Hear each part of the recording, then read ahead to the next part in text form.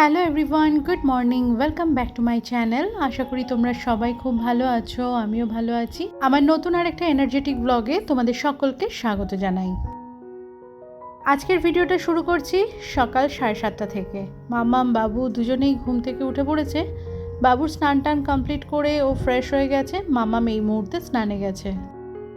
সকালে জলখাবারটা বানিয়ে নিচ্ছি, ডিমের অমলেট আর রুটি, সাথে থাকবে কিছু ফল। গতকাল রাত্রের করাই রুটিটা রয়েছে। সকালবেলাতে জলখাবারে রুটির সাথে যে কী তরকারি প্রত্যেক দিন বানাবো, আর এই গরমের সময়তে তো ঝিঙে, পটল, কুমড়ো এসব ছাড়া তো আর কিছুই নেই। সে কারণেই আজকে ডাবল ডিমের অমলেট বানিয়ে নিলাম। তো আমাদের তিনজনের জন্যেই একটা করে ডাবল ডিমের অমলেট, সাথে রুটি, আর ওই ফলের মধ্যে কলা আর আপেল কেটে নেব। আমাদের প্রত্যেকেরই সকালবেলার খাবারটা একটু ভারী করে খাওয়াটা উচিত। তাতে কি হয়, বেশ অনেকক্ষণ পর্যন্ত পেটটা ভরা থাকে আর কাজকর্মেতেও অনেকটা এনার্জি পাওয়া যায়। তিনজন মিলে জলখাবারটা খেয়ে নিয়েছি, এখন যে যার কাজে ব্যস্ত। আমি চলে এসেছি রান্নাঘরে। চালটাকে ভিজিয়ে রেখেছিলাম, এখন ভালো করে আরও একবার দুবার ধুয়ে নিয়ে ভাতটা বসিয়ে দেব। আমি আগে চালটা ধুয়ে নিয়ে তারপরে ভিজিয়ে রাখি, আজকে আর সেটা হয়নি। তাড়াহুড়োর মধ্যে চালটা হাঁড়ির মধ্যে দিয়ে জল দিয়ে রেখে তারপরে ওই জলখাবার বানানো, ওদেরকে খেতে দেওয়া, ফল কাটা, ওই সবেতে ব্যস্ত হয়ে গেছিলাম। ভাতটা বসিয়ে দিয়েছি। রান্নাবান্না বলতে গতকাল যে ধনেপাতা দিয়ে পার্শে মাছের ঝালটা বানিয়েছিলাম, ওটা কিছুটা রয়েছে। আজকে দুপুরে আমাদের তিনজনের হয়ে যাবে, সাথে একটুখানি ঝিঙে বাটা বানাবো। ঝিঙের কোনো সবজি খেতে বাবু আর মেয়ে ওরা দুজনে কেউ খুব একটা পছন্দ করে না, সে কারণে আমি এই ঝিঙে বাটাটাই বেশি করে থাকি। আর তা না হলে ঝিঙে পোস্ত। এখানে কিন্তু বেশ কিছুটা পরিমাণে ঝিঙে ছিল, আমি একেবারে রসুন কাঁচা লঙ্কা দিয়ে বেটে নিয়েছি। আস্তে আস্তে গ্যাসটা সিম করে সর্ষের তেলের মধ্যে একটু কালো জিরে ফোড়ন দিয়ে ঝিঙেটা শুকনো করে নেব। প্রথম পাতে এরকম ঝিঙে বাটা, বিট বাটা, পটলের খোসা বাটা, ফুলকপির পাতা বাটা, এরকম কিছু বাটাবাটি হলে পরে কিন্তু বেশ অনেকটাই ভাত খাওয়া যায়। বেশি পরিমাণে একটু রসুন আর কাঁচা লঙ্কা দিয়ে বানালে পরে খেতে কিন্তু দুর্দান্ত লাগে। ভাতটা হয়ে গেছে। চালটা ভিজানো থাকলে খুব একটা বেশি সময় লাগে না। ভাতের ফ্যানটা গেলে দিলাম আর তারপরে ওই ভাতটা নিয়ে হটপটে ভরে রেখে দিলাম। ঝিঙে বাটাটা হতে বেশ সময় লাগে, গ্যাসটাকে কমিয়ে দিয়ে করি। ওদিকে রান্নাটা হচ্ছে, আমি আর বাকি কাজকর্মগুলো গুছিয়ে নিচ্ছি। ডিমের ট্রেটা খালি করে ফ্রিজে ডিমটা রেখে দিলাম। পেঁয়াজ এনেছিল, পেঁয়াজটা আলু পেঁয়াজের বাস্কেটে রেখে দিলাম। গতকালকে অনেকগুলো জামাকাপড় কাছাকাছি হয়েছিল, শুকিয়ে গিয়েছিল। বিকালবেলাতেই ভাঁজ করে জায়গায় গুছিয়ে দিয়েছি। আজকে সকালে স্নানে যাওয়ার আগে আবার ওয়াশিং মেশিনটা চালাতে হয়েছিল। গতকালকে আমাদের এখানে বিকালবেলার দিকে প্রচণ্ড ঝড় বৃষ্টি হয়েছিল। বাবু বাইরে ছিল, বাড়িতে যখন এসছে প্যান্টের নিচের দিকে কাদা, সাদা প্যান্ট পরা ছিল, আর কাদা সমেত যদি জল দিয়েও ধুয়ে রাখতাম বা ওরমভাবে যদি রেখে দিতাম শুকাবার জন্য, তাহলে ওই কাদার দাগটা থেকে যেত। খেয়াল করে দেখবে কাদার দাগ না সহজে উঠতে চায় না। তাই ওই অবস্থাতে প্যান্টটা যেটাখানে কাদা লেগেছিল ভালো করে জল দিয়ে ধুয়ে জামা প্যান্ট ওয়াশিং মেশিনে দিয়ে দিয়েছিলাম। তোয়ালে ছিল, মামামের ঘরে বিছানার চাদর চেঞ্জ করেছিলাম সেটা ছিল, আর আমার আর মামামের কিছু জামা কাপড় তো ছিলই। তবে ওয়াশিং মেশিনটা ভরেনি, অল্প কিছু ছিল, তাই দিয়েই চালিয়ে দিয়েছিলাম। এখন এই রান্নাঘরে কাজ করছি, আর ওদিকে আমার কাছাকাছি কমপ্লিট হয়ে গেছে। রান্নাঘরের সম্পূর্ণ কাজটা করে নিয়ে তারপরে জামা কাপড়গুলো মেলে দেবো। এরই সাথে তোমরা যে সকল আমার নতুন বন্ধু আমার এই ব্লগটি দেখছো, আমার ব্লগের কোথাও যদি তোমাদের কোনো কিছু ভালো লেগে থাকে তাহলে চ্যানেলটি সাবস্ক্রাইব করে তোমরা আমার পাশে থাকতে পারো। আর তোমরা যারা অলরেডি এই কাজটি করে ফেলেছো, তোমাদের সকলকে জানাই অসংখ্য ধন্যবাদ। আমার এই চ্যানেলটা খুবই ছোট, সবাই তো আর এখানে কমেন্ট করে না, তবে কিছু কিছু বন্ধু আছে যারা মাঝে মধ্যেই আমাকে কমেন্ট করে। আমি কিন্তু তাদেরকে নামে খুব ভালো করে চিনি। হ্যাঁ, আমি তোমাদেরকে দেখতে পাই না, তোমরা কোথা থেকে আমার ব্লগ দেখো আমি সেটাও জানি না, কিন্তু আমি কিন্তু তোমাদেরকে ভুলি না। একদিন যদি কমেন্ট করো সেই নামটা আমার মনে থেকে যায়। আবার কেউ যদি অনেক দিন কমেন্ট না করে, তখন আবার মনে হয় তার হয়তো আমার ভিডিও দেখতে আর ভালো লাগে না, তাই সে দেখে না। আমার আগের দিনের ব্লগে বৈশালীনাথ দিদিভাই বেশ অনেক দিন পরে কমেন্ট করলো। দিদিভাইকে আমি সেটা বলেওছি, তা দিদিভাই আমাকে রিপ্লাই করেছে দিদিভাই বিয়ে বাড়িতে গেছিলো, কিন্তু সেখানে গিয়েও আমার ব্লগ দেখেছে। খুব ভালো লেগেছে এটা শুনে। তোমাদের ভালো লাগাটা কিন্তু আমার একান্ত কাম্য। থ্যাংক ইউ দিদিভাই, খুব ভালো থেকো। অনেকটা ভালোবাসা তোমার জন্য। রনি জি আমাকে কমেন্ট করেছে যে আমি অপেক্ষা করি তোমার ভিডিওর জন্য। Thank you for sharing. খুব ভালো লেগেছে আজকের ব্লগটা। অসংখ্য ধন্যবাদ বন্ধু আমার পাশে থাকার জন্য। আর আমিও এটা জেনে খুশি হই যে আমার ব্লগ তোমাদের ভালো লাগে। শম্পা বোরা কমেন্টের মাধ্যমে জানিয়েছে খুব ভালো লাগলো তোমার ভিডিও আর তোমার গোছানো কাজ। থ্যাংক ইউ বন্ধু, অনেকটা ভালোবাসা তোমার জন্য। পিয়ালি মুখার্জি কমেন্টের মাধ্যমে জানিয়েছ ফুলকপির তরকারি, মাছের ঝোল, পনিরের তরকারি বেশ ভালো লেগেছে, ব্লগটা তোমার ভালো লেগেছে। থ্যাংক ইউ বন্ধু, অনেকটা ভালোবাসা তোমার জন্য। মা মেয়ে চ্যানেল থেকে কমেন্ট করা হয়েছে দিদি কেমন আছো, একটা লাইক দিয়ে ভিডিওটা দেখে নিলাম। থ্যাংক ইউ বন্ধু, আমি ভালো আছি, আশা করি তুমিও খুব ভালো আছো, অনেকটা ভালোবাসা তোমার জন্য। রান্নাবান্না শেষে রান্নাঘরটা খুব সুন্দর করে গুছিয়ে পরিষ্কার করে নিলাম।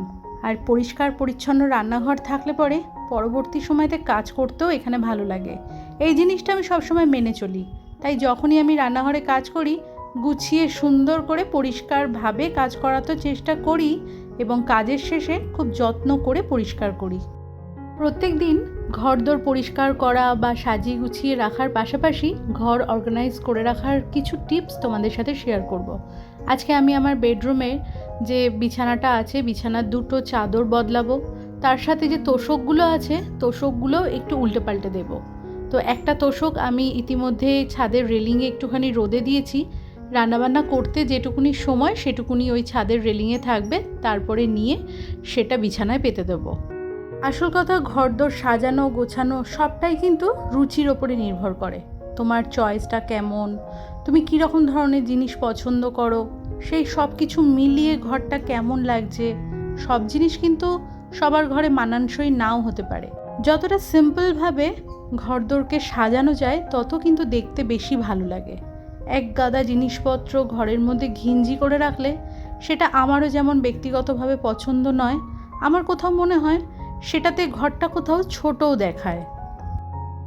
আর এরই সাথে নিজের সামর্থ্যটাও কিন্তু একটা বড়সড় বিষয়। সবসময় যে সব জিনিসটা পছন্দ হলেই যে আমরা ঘরে এনে সেটা দিয়ে ঘর সাজাতে পারবো তা নয়, পকেটের জোর থাকাটাও দরকার। রুচিসম্মত জিনিসপত্র দিয়ে খুব অল্প জিনিসেও কিন্তু আমরা সুন্দরভাবে ঘরদোর সাজিয়ে অর্গানাইজ করে রাখতে পারি। আর এই যে তোষকটা ওই ছাদের রেলিংয়ে দিয়েছিলাম, ওটা তুলে নিয়ে এসে বিছানার ওপরে পেতে দিচ্ছি। এখন কিন্তু বেশ হালকা হালকা গরম হয়ে রয়েছে। তোষকটা যেটা চেপে যায় না বসে, যখন রোদে টোদে দেওয়া হয় ওটা কিন্তু একটু ফুলে ওঠে, তাতে কি হয় বিছানাটা কিন্তু বেশ নরম লাগে।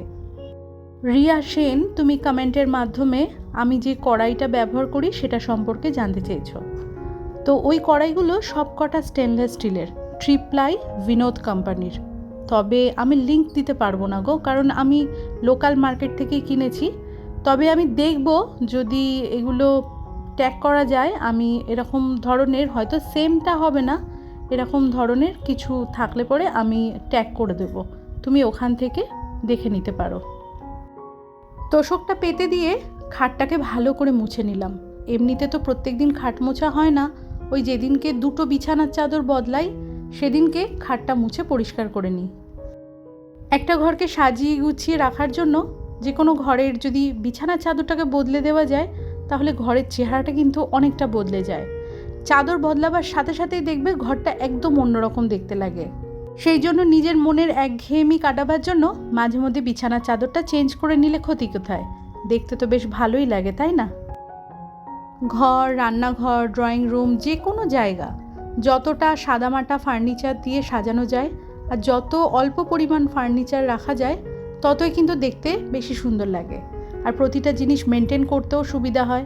একগাদা জিনিসপত্র থাকলে পরে সেগুলোকে পরিষ্কার পরিচ্ছন্ন রাখাটা কিন্তু অনেক বড় ব্যাপার।